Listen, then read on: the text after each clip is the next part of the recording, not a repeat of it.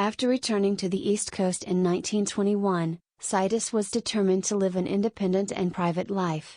He only took work running adding machines or other fairly menial tasks.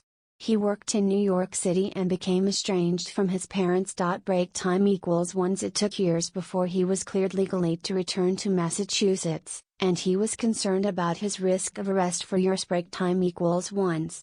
He obsessively collected streetcar transfers, self-published periodicals, and taught small circles of interested friends his version of American history. Break time equals ones.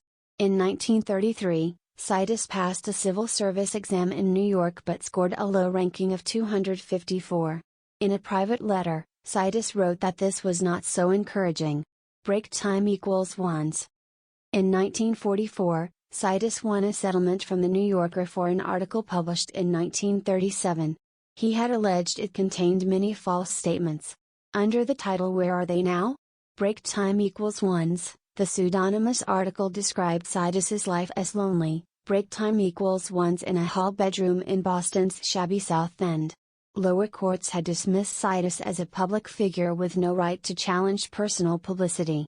He lost an appeal of an invasion of privacy lawsuit at the United States Court of Appeals for the Second Circuit in 1940 over the same article.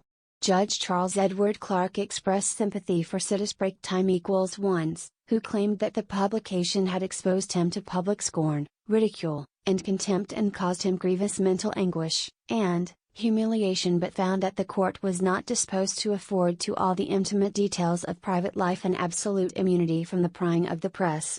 Break time equals ones. Sidis died in 1944 of a cerebral hemorrhage in Boston at the age of 46. His father had died of the same malady in 1923 at age 56.